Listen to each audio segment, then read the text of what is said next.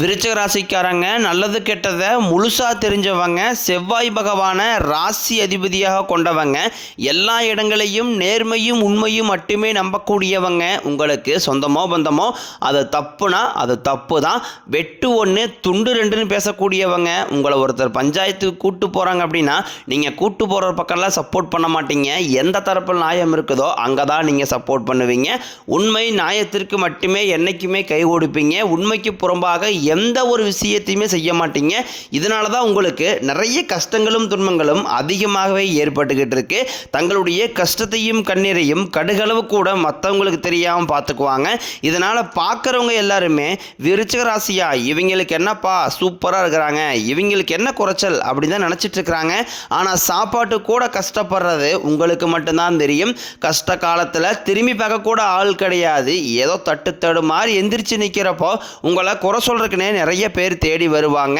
உங்கள் சொந்தக்காரங்க நண்பர்களுக்கு ஒரு தேவை இருக்குதுன்னா மட்டும்தான் உங்ககிட்ட வருவாங்க. அந்த தேவை முடிஞ்ச உடனே உங்களை தூக்கி போட்டுருவாங்க. மறுபடியும் அவங்க வந்து உங்ககிட்ட உதவின்னு கேட்பாங்க. அவங்க உங்களுக்கு முன்னாடி பண்ண துரோகத்தை எல்லாமே மறந்துட்டு மீண்டும் அவங்களுக்காக உதவி செஞ்சு ஏமாறக்கூடியவங்க தான் நீங்கள்.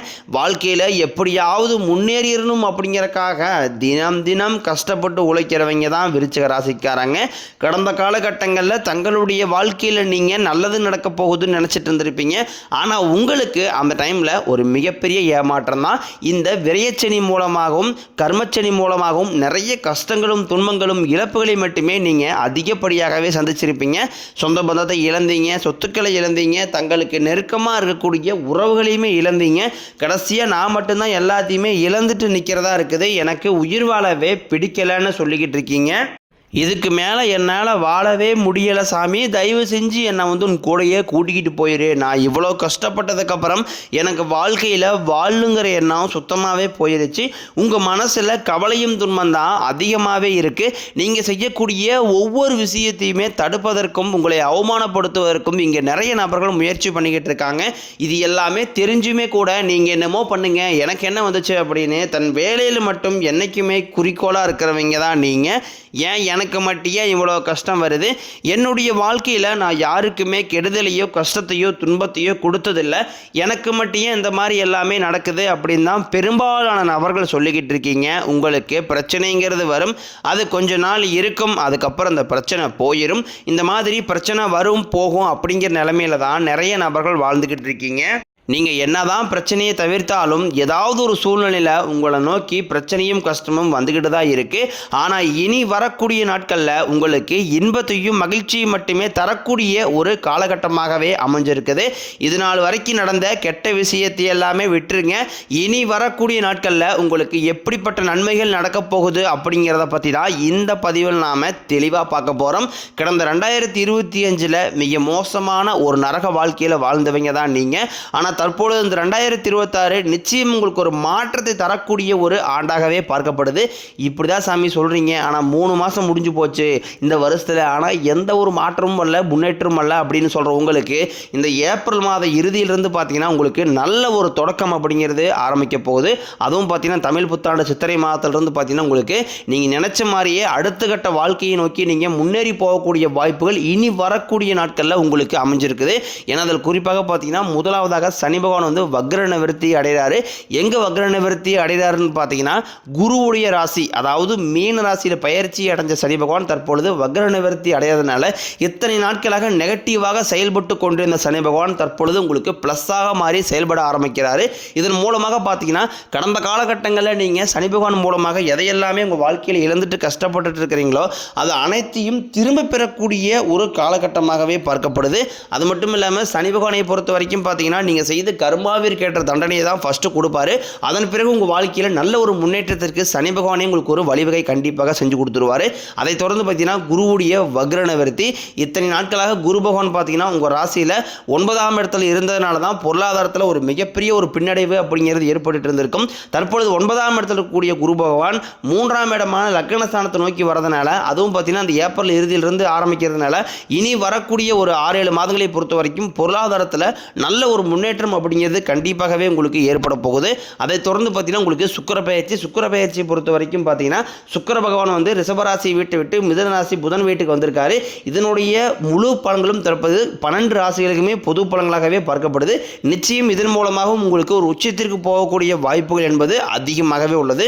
அதை தொடர்ந்து பார்த்தீங்கன்னா 5 வருட கிரகங்களுடைய சேர்க்கை, இந்த 5 வருட கிரகங்களுடைய சேர்க்கையானது பார்த்தீங்கன்னா மே மாதம் முதல் வாரத்திலிருந்து ஆரம்பிக்க போது.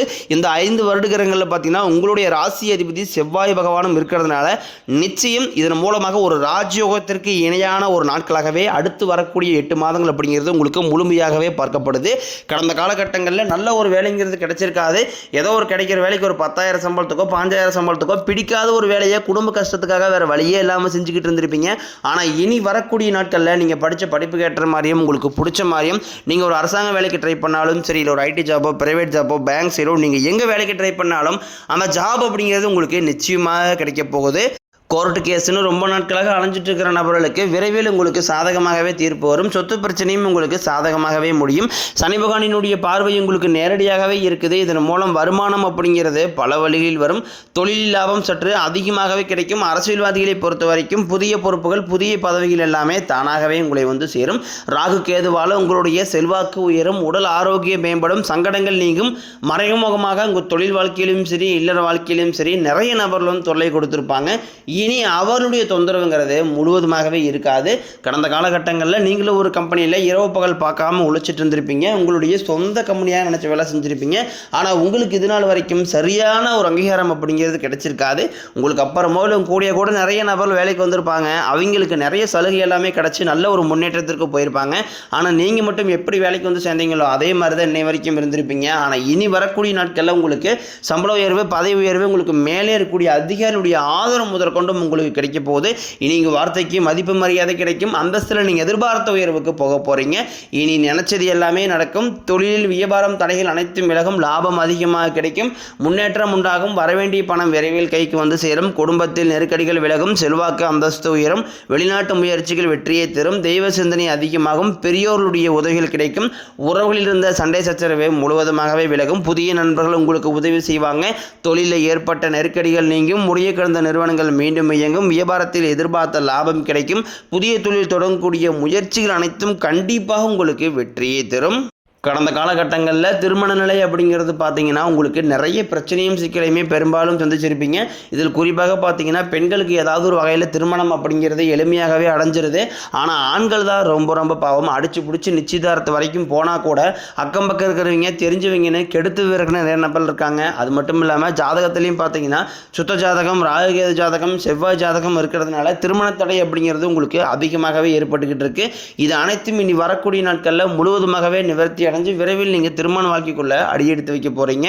வாழ்க்கை துணையை இழந்த விருச்சிக ராசி ஆண்களோ பெண்களோ அடுத்து வந்து செகண்ட் மேரேஜ், அதாவது இரண்டாவது திருமணம் பண்ணலாமா வேண்டாமா அப்படிங்கிற ஒரு மிகப்பெரிய குழப்பத்தில் இருப்பீங்க. அப்படி இரண்டாவது திருமணம் பண்ணும்போது சொந்தக்காரையும் தப்பாக பேசிடுவாங்களா, ஊருக்காரையும் தப்பாக நினச்சிடுவாங்களா, அவங்க நினைப்பாங்க இவங்க நினைப்பாங்க அப்படின்ட்டு நிறைய நபர்கள் வந்து இரண்டாவது திருமணத்தை பற்றி யோசிக்காமல் இருக்கீங்க. இப்போ இருக்கக்கூடிய பொருளாதார சூழ்நிலையும் இப்போ இருக்கக்கூடிய காலகட்டத்தை வச்சு பார்க்கும்போது ஒரு சிங்கிள் பேரண்டால் அந்த சொசைட்டியை சர்வே பண்ணுறது ரொம்ப கடினம். நீங்கள் எதிர்பார்த்த மாதிரியே நல்ல ஒரு மறுவாழ்க்கை அப்படிங்கிறது விரைவில் உங்களுக்கு அமையும். குழந்தை பாக்கியத்திற்காக விருச்சிக ராசி நேயர்கள் பார்த்தீங்கன்னா எங்களுக்கு மேரேஜ் ஆகி 3 வருஷம் ஆகுது சாமி, 5 வருஷம் ஆகுது, 8 வருஷம் ஆகுது, நாங்களும் போகாத ஹாஸ்பிட்டல் இல்லை, பார்க்காத ட்ரீட்மெண்ட் இல்லை, வாரத்தில் 3 நாள் கோயிலுக்கு போய் வழிபாடு செஞ்சு வந்துட்டுருக்கோம், ஆனால் எங்களுக்கு குழந்தை பாக்கியமே இல்லை சாமி அப்படி தான் நிறைய நபர் சொல்லிங்க. கண்டிப்பாக வரக்கூடிய முதல் 6 மாதங்களுக்குள்ளேயே விரைவில் உங்களுக்கு உடல் சார்ந்த பிரச்சனைகள் அனைத்தும் நிவர்த்தி அடைஞ்சு நிச்சயம் உங்களுக்கு குழந்தை பாக்கியம் அப்படிங்கிறது கண்டிப்பாக உண்டாகும். பிரிந்திருக்கக்கூடிய கணவன் மனைவி எல்லாமே பார்த்தீங்கன்னா டைவர்ஸ்க்காக அப்ளை பண்ணி வெயிட் பண்ணிட்டு இருப்பீங்க. அப்படின்னா சண்டை போட்டு தனியாக பிரிஞ்சு கூட வாழ்ந்துட்டு இருப்பீங்க. நீங்கள் மீண்டும் ஒரு முறை நேரில் சந்தித்து பேசக்கூடிய வாய்ப்பு கிடைக்கும் பட்சத்தில் கண்டிப்பாக இருவரும் ஒன்றாக இணைந்து வாழ்வீங்க. காதலிப்பவர்களுக்கு இந்த 2026 நிச்சயம் அந்த காதல் வெற்றியை பெறக்கூடியதாகவும் வீட்டில் போக சொல்லும்போது பேரண்ட்ஸே உங்களுக்கு முன்னாடி நின்று திருமணம் செய்து வைக்கக்கூடிய வாய்ப்புகளும் உங்களுக்கு அதிகமாகவே உள்ளது.